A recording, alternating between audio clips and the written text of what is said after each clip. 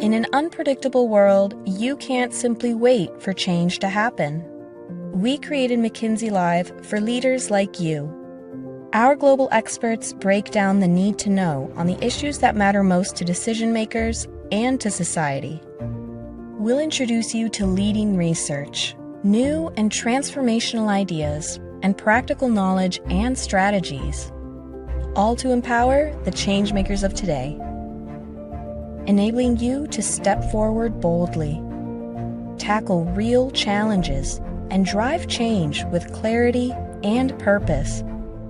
We're helping you take control so you can drive the conversation, so you can lead fearlessly while leaving no one behind, so you can take the reins to create and accelerate growth, so you can build resilience for the future. Together, we can push towards the opportunities of our era. Let's get started now.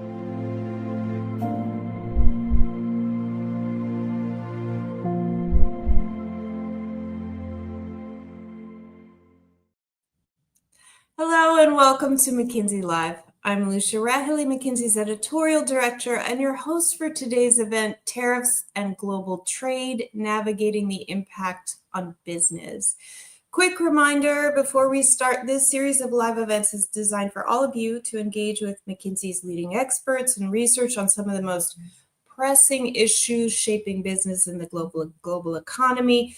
We do aim to make these events as interactive as we can given the format, so please feel free to use the Q&A functionality at the bottom of your screen to ask whatever's on your mind, and we will try to answer at least a selection of these questions as we go. Today, tariffs, obviously at the top of the fold media-wise, dominating the headlines, and also at the top of the leadership agenda as long-standing trade relationships shift and create uncertainty across supply chains, cost structures, and markets generally speaking. Clearly a complex and dynamic situation, both in terms of what's now as leaders work to get a handle on immediate implications, and in terms of what's next as many ask how actually to position their organizations to stay ahead. So joining us today to help make sense of this shifting landscape of tariffs and their impact on business are the two global co-leaders of McKinsey's geopolitics practice, Cindy Levy and Shubham Singhal. Together, Cindy and Shubham guide our research and thinking on global trade and its business and macroeconomic impact.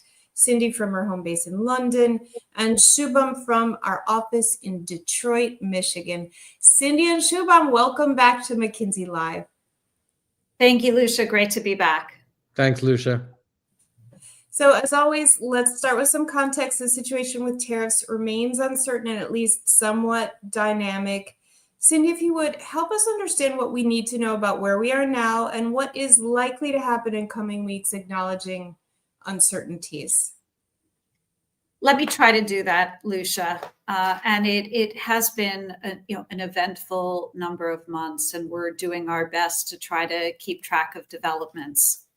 But as we see it, when we look at the weighted average tariff rate of goods, the announcements in mid-April took us from a 2% weighted average tariff rate of goods into the U.S. to 20 to 25%. Before assuming any reversal of the reciprocal tariffs.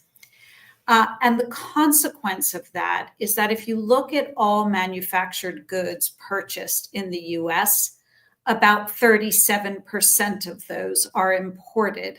And this creates a very, very big knock-on effect on US manufacturing purchases. So that was the announcement back in April. And there are 3 or 4 developments since that are very, very important to understand. Some are in the industrial space and some are still in the policy space. The first is you do see this soul searching amongst many global companies and some visible actions on where they're going to base their manufacturing. So there have been some very visible announcements of bringing manufacturing scale, more so into the US. Look at Apple, look at Hyundai. We know of many, many other global companies doing very serious evaluations about increasing their manufacturing in the US. We also know about many companies saying, I need to pause and I can't take major capital decisions right now because the environment is too uncertain. The other thing that happened is that China and the US agreed a 90-day pause. It's unclear what will happen after this pause. This pause lowered the tariff rate on Chinese goods into the US from 145% to 40%. And then we saw the shipping patterns change as a consequence quite quickly. So if you look at shipping rates on containers, they essentially tripled right after that pause was announced, so that, as many experts have quoted, people could restock their shelves. So the pause is significant. We'll see what happens on the aftermath of the pause. The other thing that is happening is, the deadline on the reciprocal tariffs, this period of moratorium is early July, and people are queuing up to try to do bilateral trade agreements. So a lot of things are being worked on and discussed. We saw the UK trade agreement. And it's important to watch in those trade agreements what is happening with different categories of goods, because not all goods are the same. And one thing that we would encourage people to really keep an eye on are those categories of goods that are deemed national security, things like steel, copper, pharmaceuticals. And you likely will see very different treatments on those goods versus all other goods. So those are a few points on where we are and what developments to watch. Thanks, Cindy. Super helpful. And Shubham, what about looking a bit farther out? How do you see the tariff situation evolving over, say, the next 12 months? Again, acknowledging uncertainties. Yeah, I think to cut through the uncertainty, first of all, let's just start with the impact of the tariffs is, fairly meaningful to business cost structures, but also the demand patterns. And then importantly, it's not just about your own cost structure for a company that moves. It's the combination of where yours moves and where your competitors. So what happens to the relative competitive advantage that becomes important. And I think to understand that, it's just important to look at a few set of scenarios that would actually bound how you might kind of think about what these kind of tariff scenarios could look like. And we look at it, as we said, 2% was where we started the year. It's clearly gone higher than that. And I think the thing that we should think about is in three buckets. There's one that says it's closer to 8%. This is one where we do have the national security sensitive tariffs. There is some de-escalation that further continues with US and China, does not go down to zero, but is more at the 10% level going forward. So you get to like an 8% view on that. At the other end is the 29%, which is that after these pauses, we escalate again, and it kind of moves there. And then the 15 is sort of where some of the deals, bilateral trade deals happen, some don't happen. And so you kind of end up. And that's a reasonable, in our minds, range to if you look at within that. Of course, there are other factors playing into the economy around productivity acceleration. We're all talking about AI and the like. There's a discussion around fiscal reset in the United States with the deficit that might be needed, as well as central bank actions that happen. And so what we look at is that companies should look at those scenarios, and under those scenarios, understand what happens to the demand for their products, what happens to their cost structure, and importantly, what happens to their relative competitive advantage. And then you kind of make your decisions on how you kind of move forward. So I think we see over the next 12 months, companies will be beginning to do that kind of planning and also have a sense of what actions to take, and as the government negotiations continue.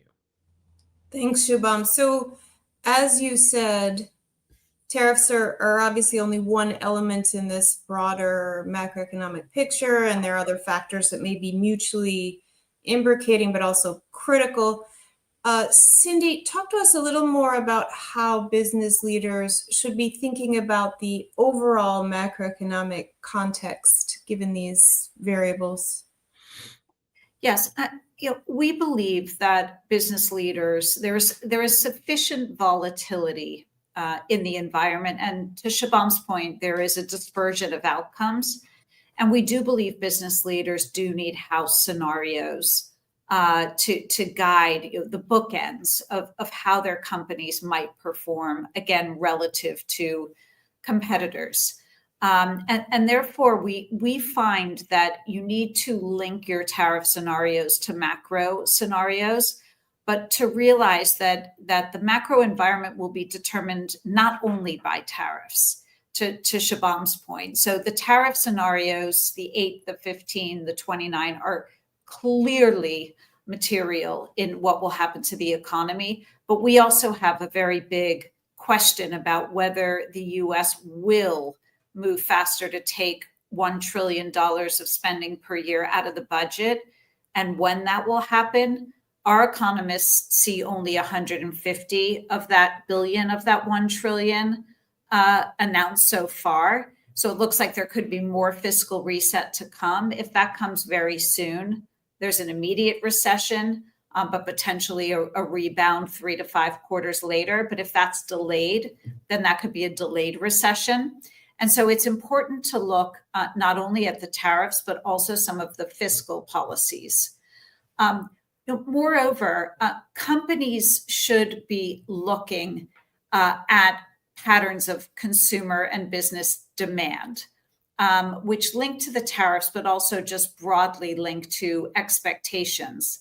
And a lot of the discussions we're having with corporates is not only on the impact to their cost structures, but just what will be the demand erosion to whatever it is that they produce near term, and to really understand that, because that determines the extent to which companies need to start executing on a number of resilience measures, and how deep those resilience measures might need to be, around cost prudence, investment prudence, et cetera.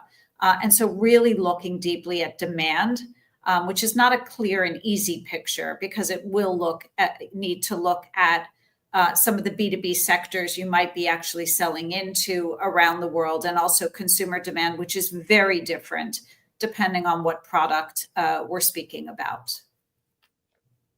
Thanks, Cindy. Okay, so scenario planning, if I'm hearing you correctly now, more vital than ever. Let's go a little deeper into some of the additional market trends you're witnessing that are driven by tariffs and other geopolitical factors.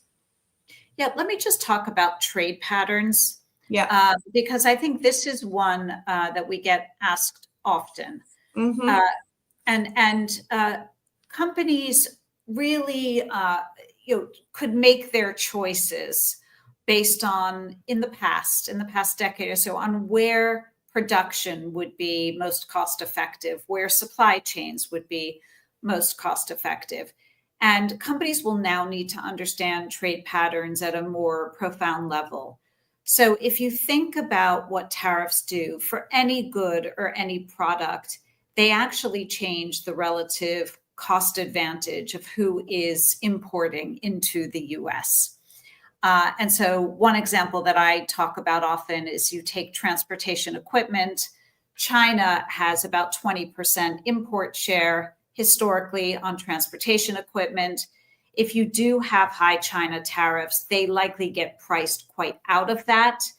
And other countries, European countries, Latin American countries, will in relative terms be in a better cost position on transport equipment. And therefore, then people that are relying on that transport equipment need to understand whether those alternatives to China have enough capacity. Are they gearing up that capacity if you are in transport equipment, you might think about putting your investment bets behind some of those countries that will now have an advantaged export position into the US. So the way that trade might shift is something we're speaking to many of our clients about. Another conversation we're having is if a company needs to change its supply chain quite quickly and strategically, how do you do that? How do you move a very meaningful portion of your supply chain? Do you understand the maturity of other countries, whether they're in Southeast Asia or elsewhere, by micro product to pick that up?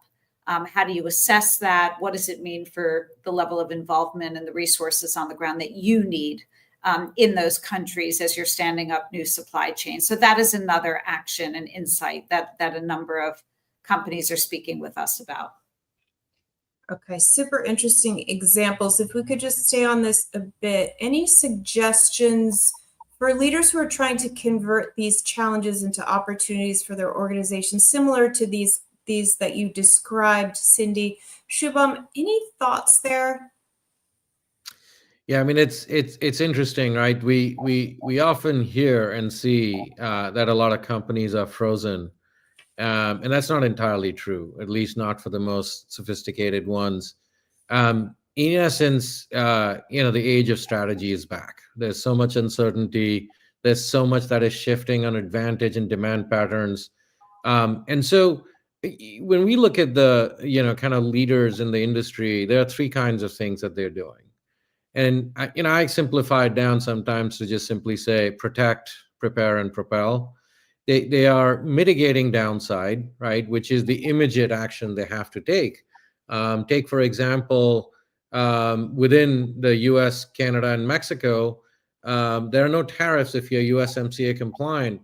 Before we started this, no one spent time making things USMCA certified as compliant because it didn't matter. And now they've had to do that. So there's a lot of tactical actions like those that are being taken, reviewing supply chains, using exemptions, optimizing the logistics, et cetera. So there's that part of it that folks are acting on. The second one is folks are preparing. They are looking at what are no regret moves. There are action plans in place to say, where can we optimize our G&A? Where can we get some operational efficiency? How can we shore up our balance sheets? I mean, those are all actions in the face of uncertainty that leaders are taking so that they can position their organization both to withstand, but really be in a position to actually move when the time comes. And the moves being around their supply chain, around their manufacturing, around new markets, around commercial activity, and being able to then act upon those to be able to really win. And we've seen this in past moments of uncertainty, that those that both are aggressive in getting more efficient and improving their balance sheet and capital position, but also early in knowing where they are going to lean into growth, really are then able to win. And that's where the longer term kind of comes in. As the uncertainty resolves itself, having those actions in place is something that we are beginning to see folks really kind of think about. So it's really on multiple levels that there is planning going on, and frankly, in the near term, some actions, and then really preparing for those longer term bets that leaders are putting in place today. Okay, so just reflecting on what you just said and the need for organizations to prepare for action plan, how can leaders take the potential impact of tariffs into account, specifically in ways that inform the CEO agenda or their decision-making overall? So one of the things, and I briefly mentioned earlier, but that we like to kind of take is to really think about this along a very sharp sense of relative advantage and a very sharp sense of what the change in demand looks like. So let me kind of describe a little bit. So relative advantage, the one that is straightforward to understand, is tariff cost impact. And what is it for you and what is it for your competitors? And everyone has a different mix of products, a different set of geographies, a different set of places where their products are sourced from or manufactured, and that leads to different outcomes. And understanding that is pretty important. There are also other differences that are related to access to certain markets that people can have or not have, given some of the other factors that are moving that are national security related, for instance. There can be ability to source certain supplies. Those are all aspects of advantage that are getting magnified quite significantly. And, organizations need to kind of really understand that. And we find most understand it for themselves. Many don't seem to understand it relative to competitors. And that's pretty important, first of all. The second part of it is on the demand side, which, understanding, for example, in consumer markets, how consumers will react to as pricing actions are taken to adjust for the cost increases, for instance. Are they going to move to substitutes? Well, in that case, the demand may go down for one product, but go up for another one. We're seeing, for example, consumers moving in the US in particular towards more value in our surveys. Well, if they move to more value, those value brands will see growth and should lean into that, even if overall demand gets dampened. So, the word that we typically use around granularity of growth becomes important here. Where is there going to be growth? Where is there going to be pullback? The conversation we just had on trade corridors is another one, which is certain corridors will grow while others will retract. And are you positioned in those growing corridors? And once you understand that, you can begin to say, okay, for the businesses that I have in my portfolio, where can I lean in? Where does M&A happen? Where does growth happen? Investments in commercial capabilities, investment in production capacity. Those become the top right corner, and understanding that. If you're more on the top left side, you're probably going to take price action to shore up margin because the demand pattern is less clear and probably not make the investments that you want to. The bottom left is where I think a lot of folks need to kind of reconsider whether they should want to be in those businesses or geographies or products at all, or not. And then on the right bottom is where they have to make a hard-nosed decision on whether they think the ROI exists to make the investments to remediate the disadvantage, or take a different kind of action. Now, even on these actions, it's important to understand where your competitors are going to be taking, and then what would you do? And we were looking in one industry, and which has some large players and some boutique players, smaller ones. And, in that industry, some of the smaller ones wouldn't be able to make the move. So one of the part is, hey, if they are not going to, they become, candidates for acquisition. So how do we understand that? If others are going to either exit markets or going to shed certain businesses, how do we position ourselves to kind of lean into that? And I think those are the kind of actions that are much more strategic, that companies are planning for, but need to begin to be prepared to be able to take.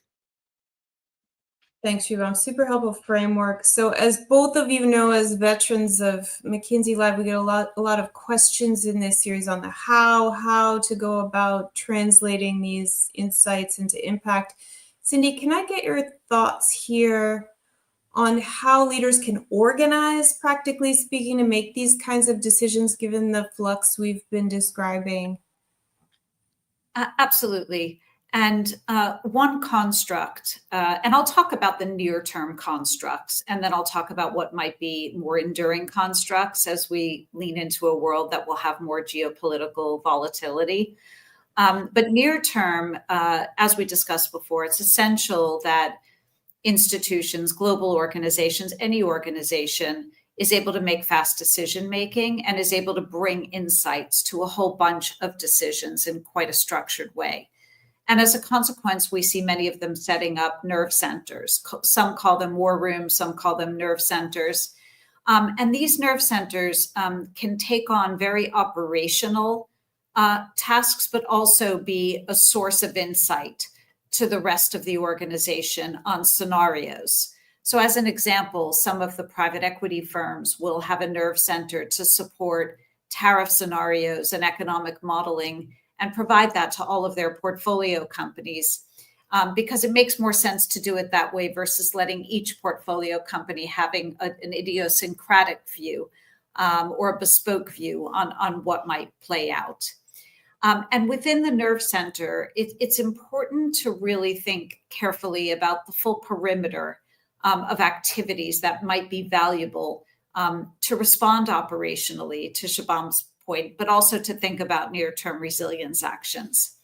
And again, there is a lot of cash at stake in just some of the near-term operational management.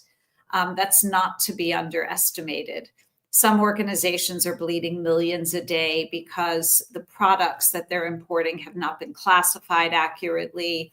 Shabam mentioned the lack of documentation on USMCA compliance, so they can't get zero tariffs on items that should be zero tariff.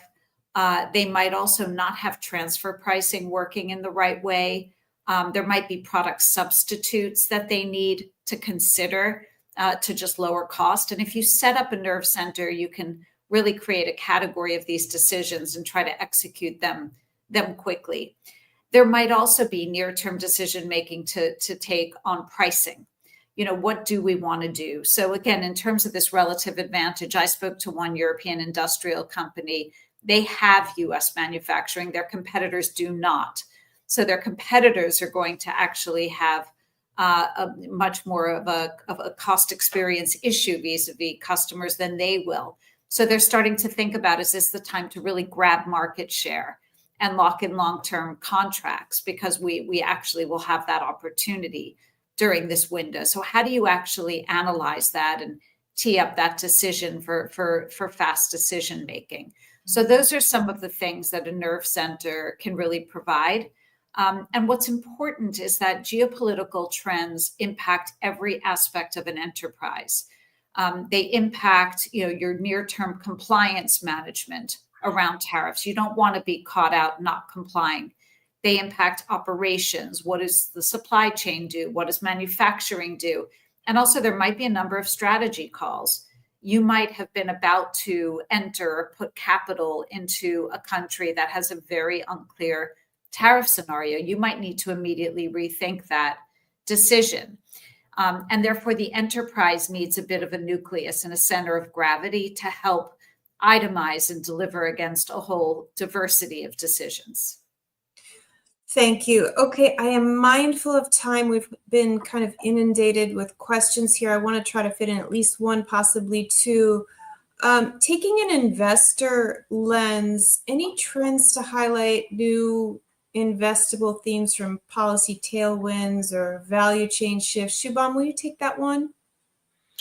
Sure. So some of the ones that we see emerging are, and this is a little bit broader than just the tariffs, but there is the whole industrial base around the increase in defense spending that is happening around the world, frankly, Europe, Japan, including the United States. And so that is a pretty significant investable theme that we're seeing kind of coming out of this. The second one, which is not quite yet, but to the points I made earlier in the session, we're also seeing a gearing up for CapEx spending, so capital spending, and as supply chains move, where they move from to, and that may not be just move to the US. There will be certain things at high-end manufacturing, but we've seen, for example, more move to India out of China, for instance. Last time around, 8 years ago, a lot of move happened to Vietnam and Mexico. And so following those, there's a bunch of capital. And then to the extent more will move to places like back to the US as well, it is more high-end manufacturing and a lot more automation. And so, again, back to the technology theme and AI, and kind of being another round of capital spending that needs to happen to be able to do that on a cost-effective basis. So just as the rewiring of the supply chain and everything that follows, and then of course the services firms that sort of follow after that is another major one. Thank you. Okay, I'm going to try to squeeze one more in. And this is a segue, Cindy, from your last point on nerve centers. We've got a question on how to get started staffing these nerve centers. What does the talent look like? Are companies recruiting folks for these roles, or do they simply upskill existing workers? Just very practically, how to make nerve centers a kind of functional reality. Yeah, I mean, I think we learned also a lot about nerve centers during the COVID years as well, and now yet again. We see it as a cross-functional team where you really bring expertise from around the enterprise to deliver on the different decisions that need to be taken. We would have people from compliance and legal to just make sure that your legal and compliance execution is well functioning. Clearly, operations and logistics. Clearly, an interface that knows the supply chain well should be there in the nerve center. Some are bringing people from a central economics unit into a nerve center just to kind of anchor scenarios into one version of the truth, and then some commercial capability as well. We do think that there's value in having the nerve center led by potentially a full-time executive who could be taken out to really run a cadence of decision-making, make sure things are elevated to the right levels of a governance or management team for decision-making. We've also seen some good examples of trigger-based planning. So the nerve center could say, okay, what could happen? Okay, we might get, we might have a development where Mexico does not go to a place of relief, and we have higher Mexican tariffs for a while. We may get a re-escalation with China, and therefore, what are you ready to do in some of those scenarios? And having those mitigation plans ready to go, and there'll be a diversity of those as well.